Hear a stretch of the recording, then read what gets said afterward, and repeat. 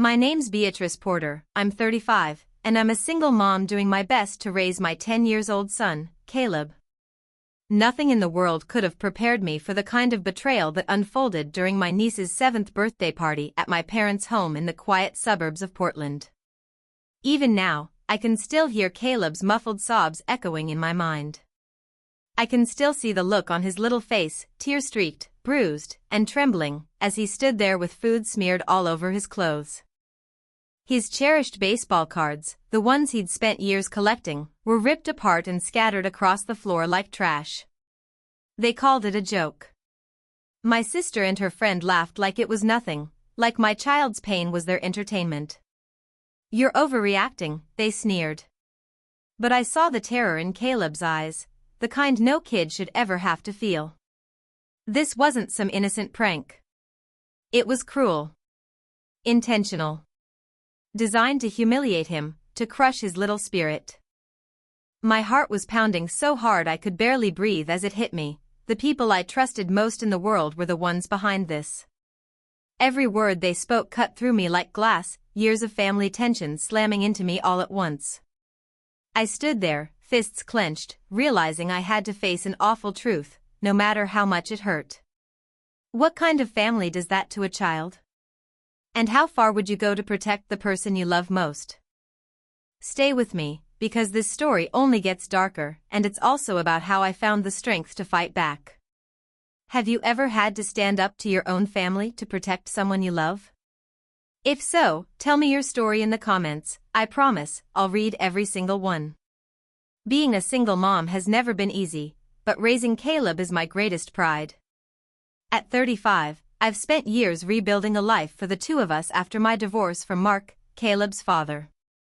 Mark's a software engineer, and after our marriage ended, he packed up and moved clear across the country, leaving me to juggle work and motherhood on my own in our small Portland apartment. Every late night spent crunching numbers over spreadsheets, every frantic rush to get Caleb to his school events, it was all worth it when I saw his smile. Especially when he talked about his baseball cards, his little world of joy and escape. My sister has always seen me as her rival, a thorn in her side. Her jealousy has shadowed my life for as long as I can remember. When I was 18, I earned a full scholarship to a top university because of my grades and debate team wins. But she destroyed that dream, spreading lies to the admissions office, claiming I'd plagiarized my essay. The scholarship was revoked, and I spent the next decade buried in student debt. My mother, Marjorie, never questioned her. Instead, she rewarded my sister with a red convertible for her graduation. "She deserves it for all her hard work," my mom said, brushing off my academic awards as if they meant nothing. My father, Edward, said nothing, as usual. His silence was his approval. He'd take my sister out for special dinners, while I got a half-hearted good job for making the honor roll. The hurt only deepened with time. In college, I met Mark, and I fell completely in love. We dreamed of building a future together, spent long nights talking about everything. But, once again, my sister inserted herself, showing up on our dates, whispering poison into Mark's ear. "She's not ready to commit," she'd say, smiling sweetly while twisting the knife. Those seeds of doubt took root, and eventually, they tore us apart. When I confronted my family, Marjorie dismissed it all with a shrug. "She's just trying to help you," she said. And Edward, predictably, stayed quiet. When the marriage finally fell apart, I was left raising Caleb on my own, starting from scratch, while my sister walked away spotless, never facing a single consequence. Caleb's love for baseball cards started when he was 7. Mark had given him a simple starter pack one Christmas, and from that moment, he was hooked. He'd spend hours sorting them, memorizing player stats, especially his favorite, Willie Mays. His most treasured card was a rare rookie card he'd saved up to buy from Anita Wells at the local shop. "Mom, this is my ticket to the big leagues," he told me, holding it up like it was made of gold. That card was more than paper, it was his confidence, his safe place in a childhood where he often felt overlooked. But the favoritism in my family only got worse. Marjorie spoiled my sister's kids with expensive drones and gaming consoles, while Caleb got hand-me-down books, if anything at all. When I finally earned a long-awaited promotion at work, my mother barely noticed.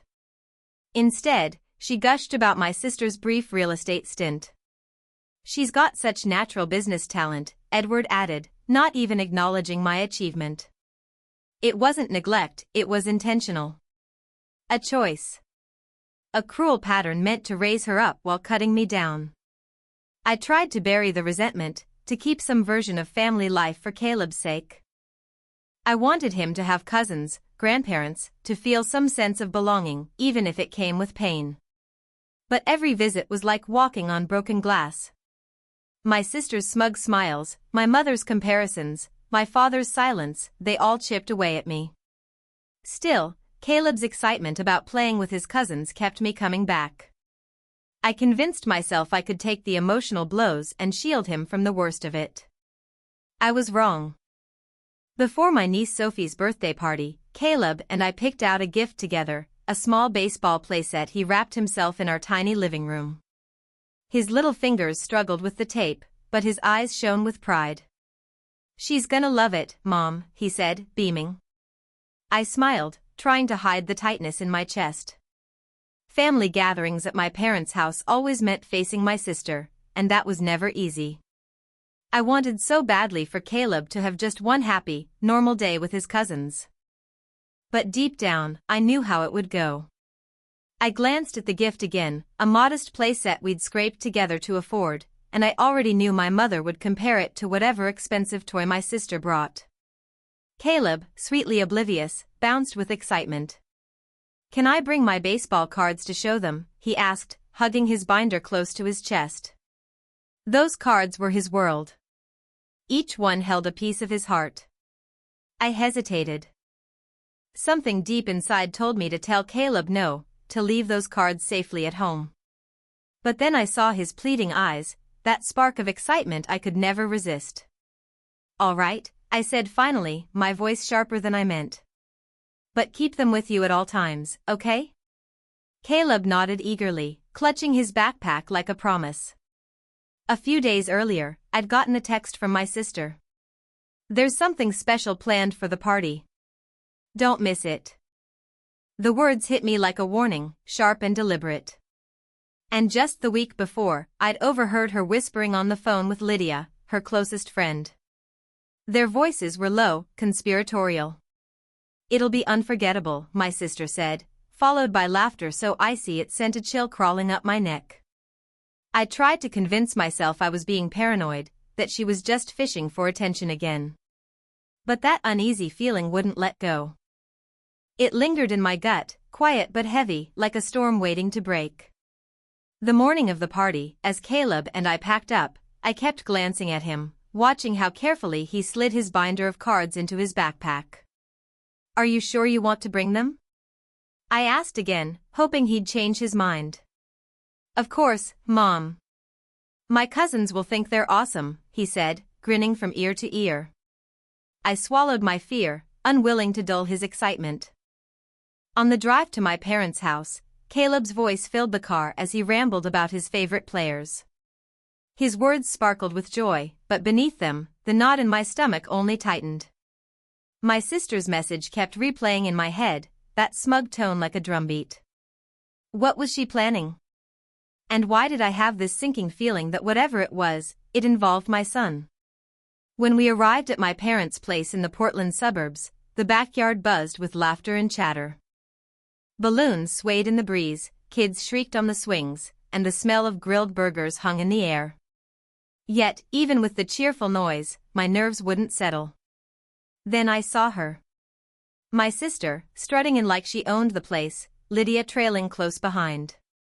They moved through the crowd with that same air of smug superiority, smiles too polished, eyes too sharp. My sister tossed her hair and greeted people like she was hosting the event herself, while Lydia lingered nearby, her grin sly and knowing.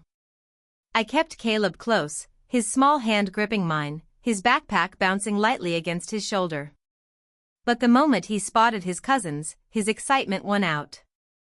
He slipped from my grasp and ran to join them. I watched as he held up his baseball cards, his face glowing with pride. For a second, my heart lifted until the tone shifted. A boy about Caleb's age yanked the bat from his hands, pushing him aside with a sneer. "You don't need this anyway," he jeered. A younger girl giggled. "Look at his stupid backpack," she shouted, her voice slicing through the noise. A few people turned to look, and Caleb's shoulders sagged. He tried to smile, pretending it didn't hurt. My chest tightened. My fists curled. I scanned the adults. My mother was laughing loudly, oblivious, caught up in conversation. My father stood by the grill, flipping burgers with mechanical focus, his eyes fixed on the food like nothing else existed. I moved closer, trying to keep Caleb within sight, but then I noticed my sister again, leaning toward Lydia, whispering. Her eyes flicked toward Caleb. "Just wait," she murmured, the corner of her mouth curling upward. Lydia nodded, phone in hand, camera ready like she was about to film a performance. My pulse kicked up. I wanted to grab Caleb and get the hell out of there, but he'd already joined the other kids, eager to belong. "Stay calm," I told myself. "You're overthinking." But that lump in my throat only grew heavier. The game turned rougher. The same boy shoved Caleb again, harder this time, sending him stumbling over a ball. Laughter erupted around him. "You're so slow," the boy shouted, tossing the ball to the girl, who chimed in with cruel mimicry. Caleb clutched his backpack, glancing toward me with wide, uncertain eyes. I took a step forward, then froze as my sister's sugary voice cut through the laughter. "Let them play," she said, smiling sweetly but with that venomous undertone. Lydia chuckled, quietly positioning her phone on the patio table, the lens aimed right at Caleb. The rest of the adults, neighbors, distant relatives, were lost in their food and chatter, ignoring what was happening just a few feet away. My mother waved off my concern when I tried to speak. "Kids will be kids, Beatrice. Don't overreact." My father didn't even look up. I hovered close, my unease morphing into fear. Caleb tried to join a game of tag, but the boy blocked his path, pushing him back again. "You don't belong here," the boy spat. That hit deeper than the shove. The girl piled on, mocking him again. "Why do you even bother trying?" Caleb's cheeks burned red. He hugged his backpack to his chest like it was the only safe thing left in the world. I wanted to shout, to grab him and go, but I hesitated, torn between wanting him to have a normal day and the instinct screaming at me to protect him. My sister caught my eye across the yard. Her lips curled into a knowing smirk, daring me to react. Lydia stood beside her, camera fixed, eyes gleaming with expectation. Every laugh from the children, every whisper between those women, twisted my stomach tighter. The air around us felt wrong, heavy, malicious. I couldn't take my eyes off Caleb. He was still trying to smile, still pretending to fit in, but I saw the truth in his trembling expression. The pain. The confusion. I edged closer and whispered, "Caleb, stay near me, okay?"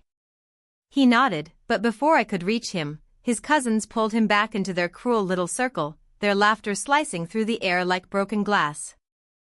My sister leaned in toward Lydia again, whispering something while both of them kept their eyes fixed on Caleb. The unease inside me hardened into certainty, something was about to go terribly wrong, and I wasn't sure I could stop it.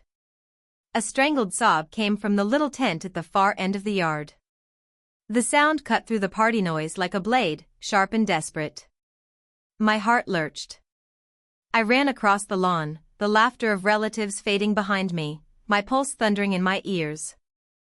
The tent flap hung open, and in the dim light, I saw Caleb curled up on the ground, his small body shaking. His face was swollen, a red bruise spreading across his cheek, and his shirt was smeared with dirt and bits of cake. Around him lay the shredded remains of his baseball cards, bent, torn, and filthy. My knees gave way, and I dropped beside him, my hand trembling as I reached out. "Caleb, sweetheart, what happened?" I whispered, my voice breaking. He lifted his tear-streaked face to me, his eyes full of fear. "Mom, please don't say anything," he pleaded softly. "They'll just hate me more." His words struck me like a physical blow. He clung to my arm, desperate, begging me not to make things worse. I pulled him close, his sobs muffled against my chest, each one cutting deeper than the last. His dream, his pride, was lying in ruins at our feet. Among the torn scraps, I spotted what was left of his precious rookie card, now nothing but bent paper with jagged edges. Rage and grief tangled inside me, but Caleb's trembling voice stopped me cold. "Please, Mom," he whispered. "Don't tell anyone.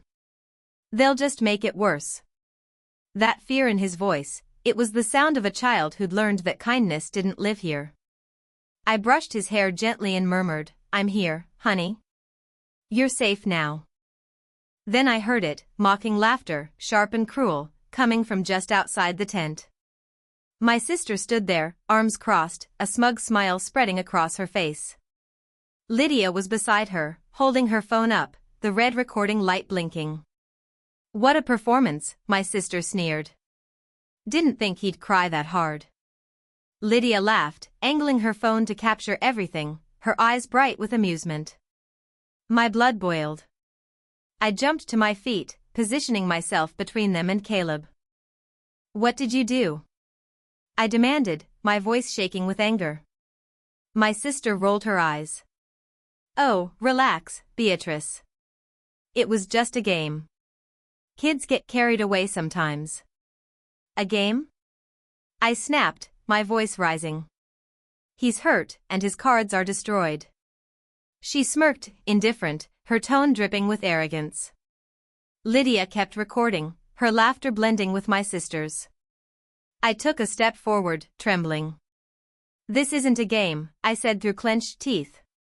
"This is cruelty." Caleb tugged at my sleeve, his voice barely a whisper. "Mom, don't, they'll just laugh more." The fear in his words froze me where I stood. I knelt down again, cupping his face gently. "We're going home," I said quietly. Together, we gathered the torn pieces of his cards. Behind us, my sister's mocking laughter trailed through the air. "Such drama," she sang, and Lydia's camera never stopped recording. I led Caleb out of the tent, his small hand clutching mine, his backpack hanging limp and empty. The party went on as if nothing had happened, my mother laughing with guests, my father still focused on the grill.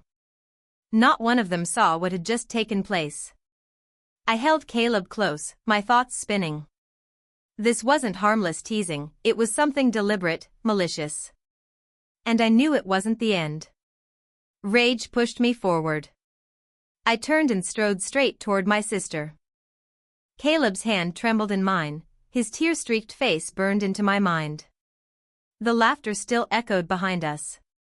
My sister stood by the picnic tables beside Lydia, both of them looking far too pleased with themselves. The rest of the world blurred away. All I could see was her smirk. I stopped just inches from her. "How could you let this happen?" I shouted, my whole body shaking. She tilted her head, her voice sharp as glass. "You're just like Mom, a failure," she spat. Her words sliced through me, but what hurt most was Caleb shrinking beside me, his eyes downcast, shoulders trembling. Before I could even think, my hand moved. The slap cracked through the air. Gasps rippled through the yard. Heads turned.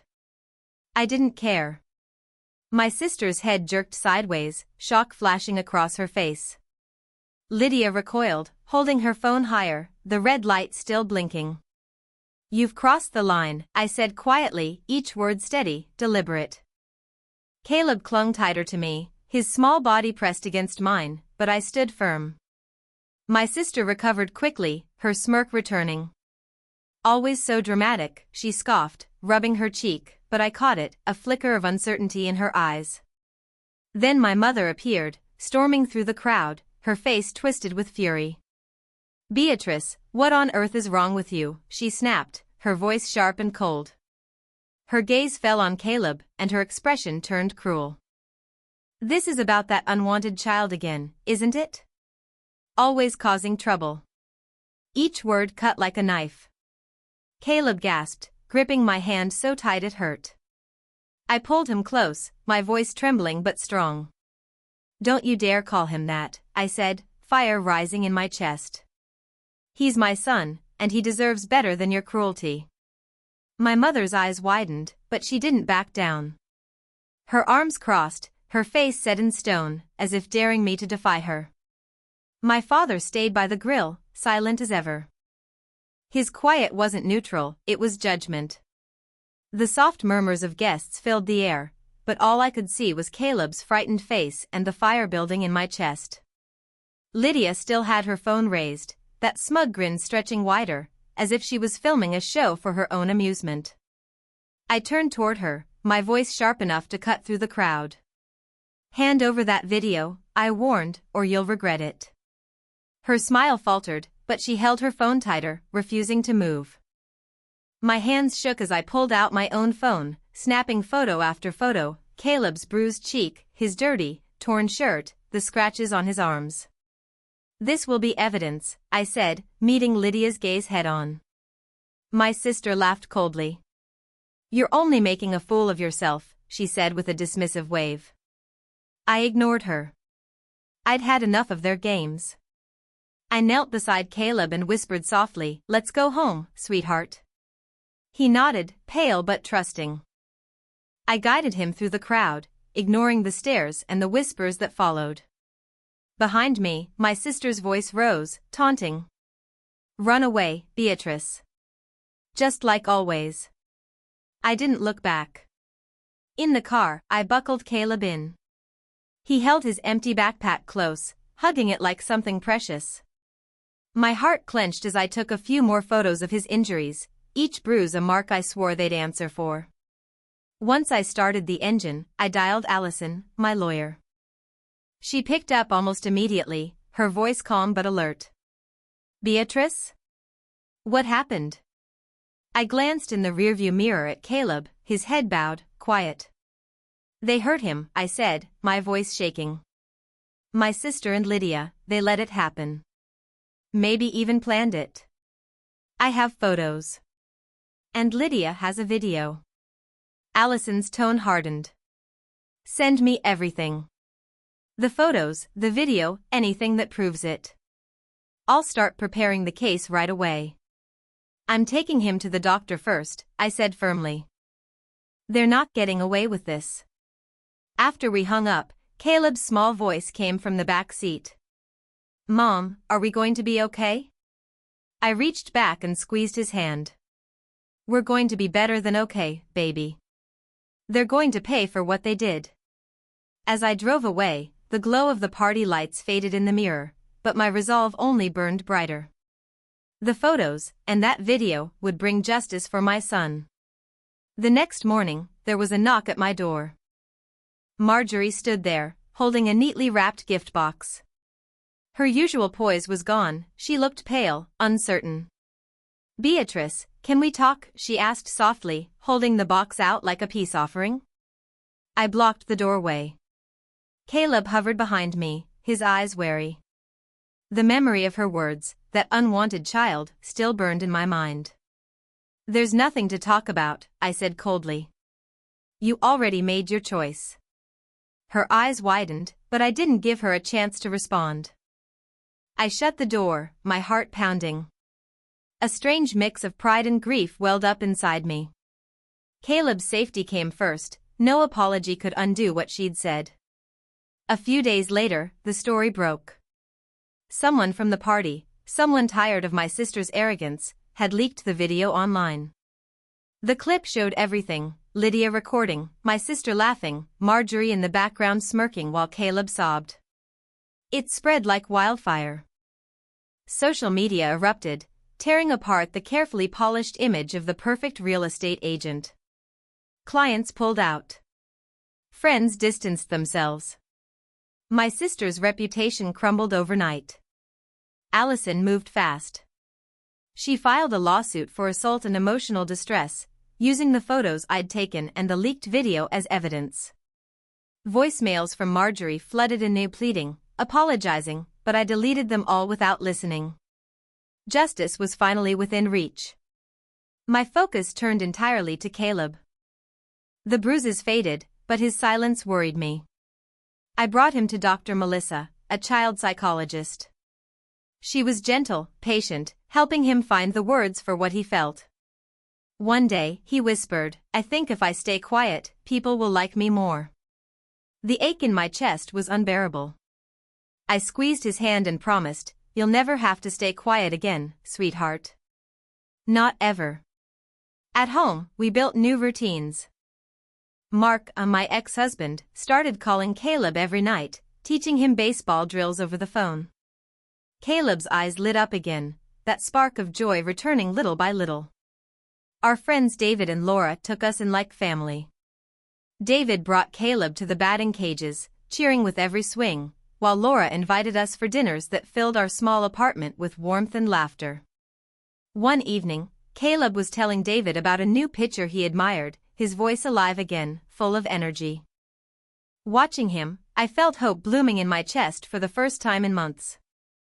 A few weeks later, on a crisp afternoon, I took Caleb to the local baseball card shop.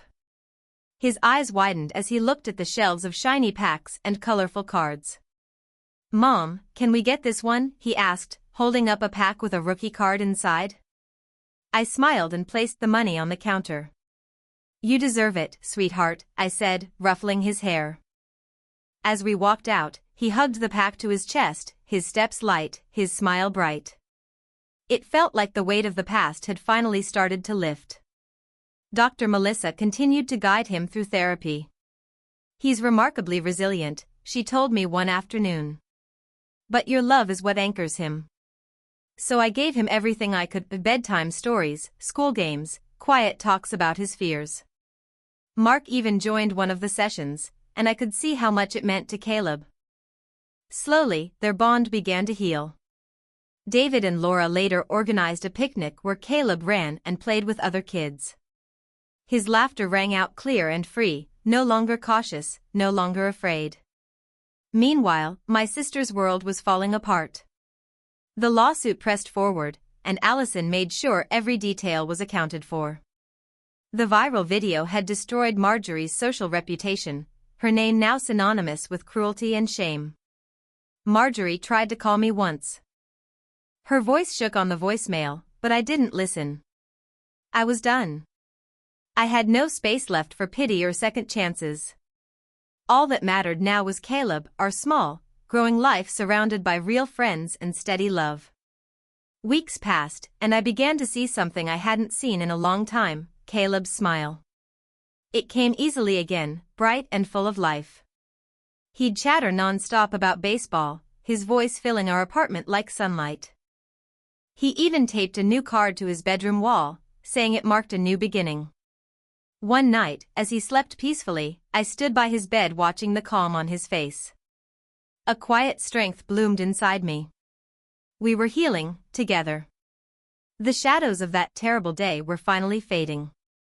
Not long after, Caleb stepped onto the baseball field with confidence I'd never seen before.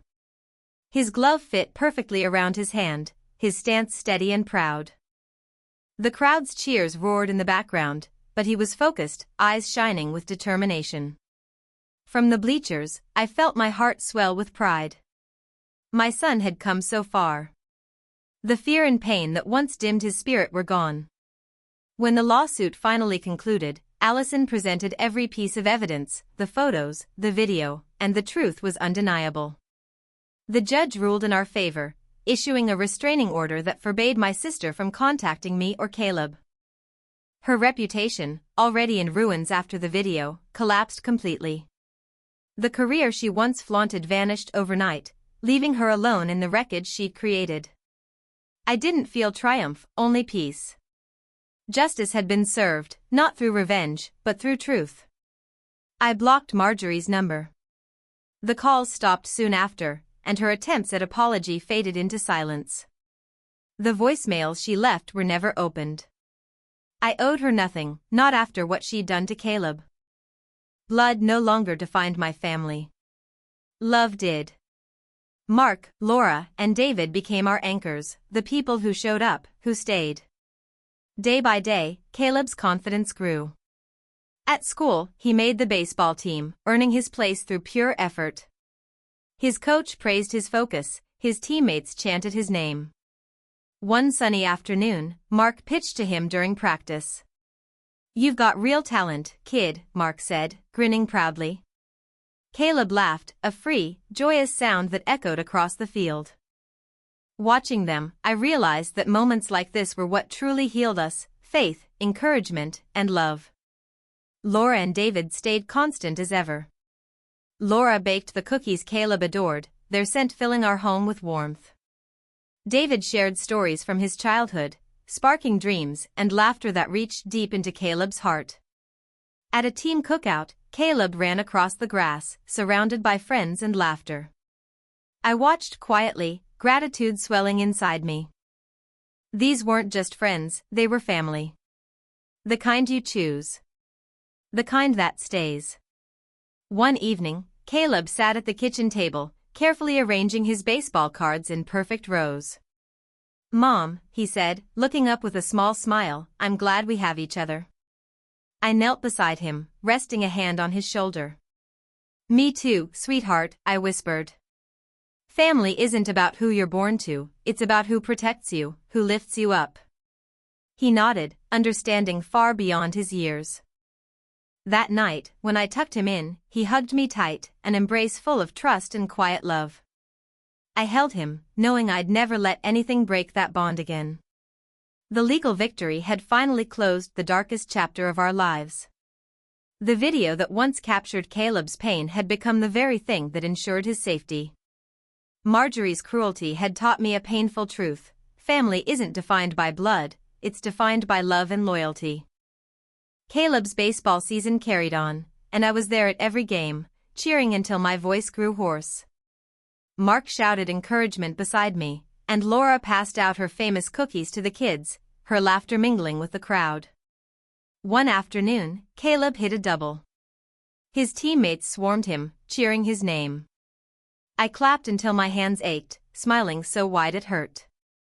He wasn't that frightened little boy anymore, the one hiding in the tent, scared to be seen. He was Caleb. Strong.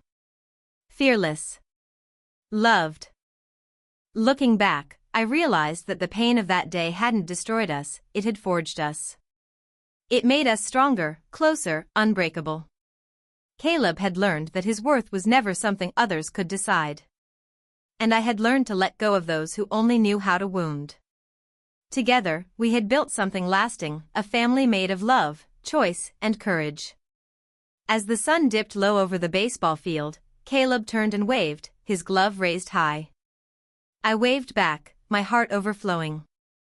Family, I realized, isn't about where you come from. It's about the people who believe in you, protect you, and stay.